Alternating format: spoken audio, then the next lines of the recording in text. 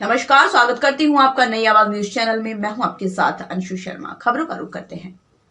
खानपुर और लक्सर ब्लॉक की सैकड़ों भोजन माताओं ने मंगलवार को लक्सर तहसील में धरना प्रदर्शन किया। ये आंदोलन राष्ट्रीय मध्याह्न भोजन रसोइया एकता मंच के बैनर तले हुआ, जिसमें रसोइयों ने सरकार से जीने लायक वेतन, सुरक्षा और सम्मान की मांग की। आंदोलन के बाद एसडीएम लक्सर को ज्ञापन सौंपा गया, जिसमें कुल 10 प्रमुख मांगों को रखा गया। राष्ट्रीय अध्यक्ष काजल कटारिया ने बताया कि प्राथमिक और उच्च प्राथमिक विद्यालयों में तैनात भोजन माताओं को सिर्फ 3,000 मासिक मानदेय दिया जा रहा है, जिससे किसी भी महिला का घर चलाना बेहद कठिन है। उन्होंने कहा, रसोइयों से खाना पकवाने के साथ साथ झाड़ू लगवाना, टॉयलेट साफ करवाना, घास कटवाना जैसे काम भी कराए जा रहे हैं, जो पूरी तरह अमानवीय है। धरने में शामिल रसोइयों ने मांग की कि मानदेय को 10,000 रूपये प्रति माह किया जाए। स्कूल में दुर्घटना की स्थिति में बीमा इलाज की सुविधा दी जाए। निष्कासित रसोइयों की बहाली की जाए। जून की छुट्टियों में काम का पूरा भुगतान मिले। साथ ही ये भी मांग की गई कि उन्हें किसी राजनीतिक या सामरिक दबाव में न हटाया जाए और 60 वर्ष की उम्र के बाद पेंशन की व्यवस्था सुनिश्चित की जाए। अंत में अध्यक्ष ने सरकार को चेतावनी दी कि अगर इन मांगों पर जल्द कार्रवाई नहीं हुई तो राज्य स्तर पर बड़ा आंदोलन छेड़ा जाएगा। उन्होंने कहा, भोजन माताएं सिर्फ स्कूल में खाना नहीं पकाती बल्कि देश का भविष्य गढ़ रही हैं। रिपोर्ट फरजाना खातून।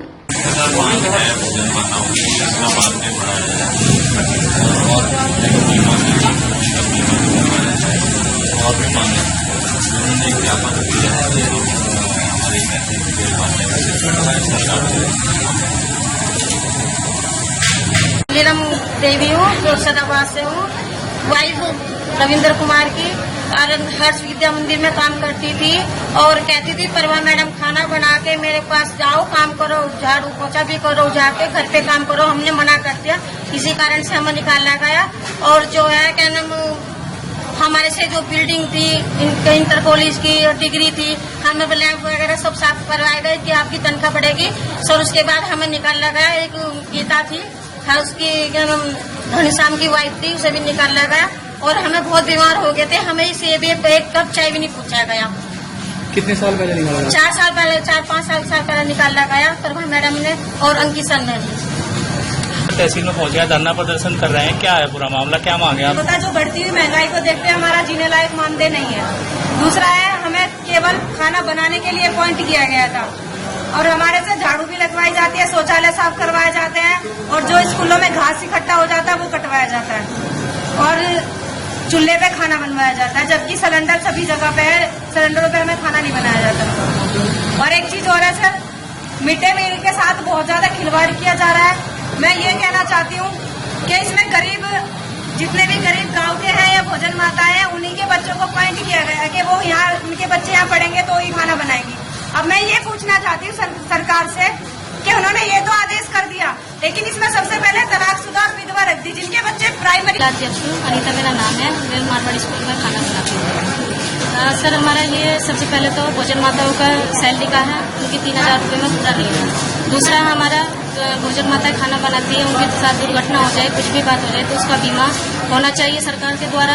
तीसरा, हमारा 60 साल के बाद अगर रिटायर हो जाती है हमारी कोई भी भोजन माता, तो उसके लिए पेंशन बननी चाहिए और जितना भी इनसे काम कराया जाता है वो सारा इनके द्वारा खत्म होना चाहिए। सरकार से हमारी यही मांग है कि वो ये शोषण उनका खत्म कराए।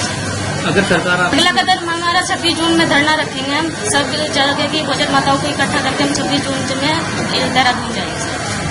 ये सरकार के 5-5 साल काम करो, उसके बाद घर जाओ, तो फिर उसके बाद विधवा क्या करेगी? वो बच्चे पैदा करे, फिर क्या नाम जी, वो खाना बनाने के लिए अपॉइंट करी जाएंगी। दूसरा है सर, सबसे बड़ी समस्या हो रही है, सरकार मदरसे और जो प्राइवेट स्कूल है, बच्चे कम होते जा रहे हैं, भोजन माताएं हटाई जा रही है। तो ये जो सरकार मान्यता दे रही है प्राइवेट स्कूलों को, मदरसों को, इनको ना दे, उसमें सरकारी स्कूल जगह जगह पे बंद होने जा रहे हैं।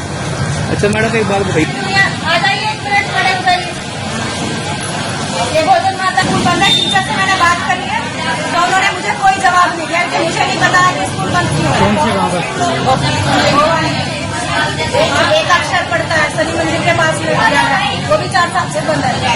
सरकार उस तरफ देख ही नहीं रही है, बस प्राइवेट स्कूलों को, मदरसों को मान्यता देनी जा रही है। और मदरसों में क्या हो रखा है सर, जबकि इसमें ये कहा गया है कि जितनी भी भोजन माताएं हैं वो गरीब परिवार से हो, तलाकशुदा हो और विधवा हो, जिनको इसकी जरूरत है।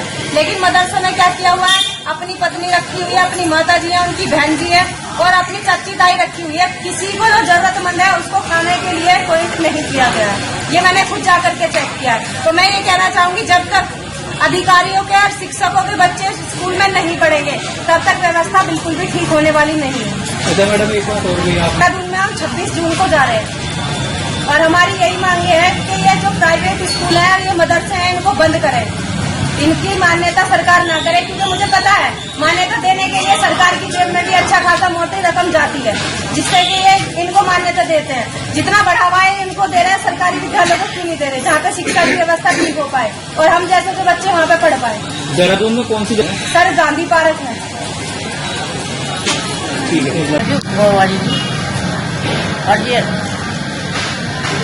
वो स्कूल बंद हो और जी फिर कोई वो नहीं है, वो मास्टर बदली हो गए, हम काम नहीं दिया जी कुछ और हम बैठे थे।